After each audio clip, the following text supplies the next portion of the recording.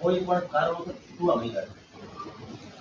High court પાસે એક કલમ 482 હેઠળ એક એક્સ્ટ્રા ઓર્ડિનરી પાવર છે, એટલે સ્થાનિક કોર્ટ દ્વારા એક પણ જગ્યાએથી વાહન છૂટતું નથી, એ કાયદાની.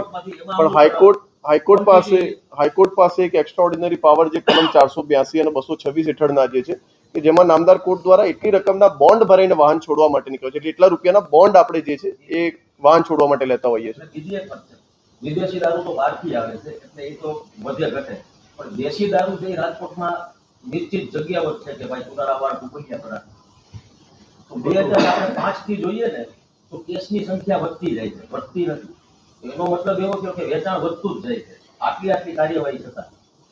એ શું થાય કે એને અટકાવવા માટે વચ્ચે એક આપણે સુધારણાની યોજના કરી દીધી કે ભાઈ જે દેશી દારૂમાં હોય એને આપણે પુનર્વસન કરીએ, શાકભાજીની રેકડીઓ કરી દીધી બીજા. તો એનું શું થયું? પાછા એમાં જ આવી ગયા. જે દેશી દારૂના વેચાણ થતા સ્થળો છે તેની ઉપર પોલીસ દ્વારા છેલ્લા આપ જેમ વાત કર્યા છો કે 2005 થી શરૂ કરીને અત્યાર સુધી કેસો વધ્યા છે. એનું કારણ એ છે કે પોલીસની કાર્યવાહી વધી છે.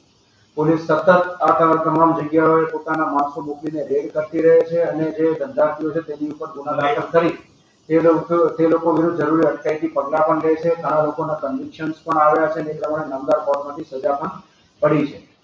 એનો આંકડો અલગથી અમે આપ સૌ લોકોને આપી દઈશું. અને જે લોકોનું જે રિહેબિલિટેશન ને અન્ય વાત છે તો એડિશનલ સીપી મેમ આ બાબતે થોડું માહિતી આપે.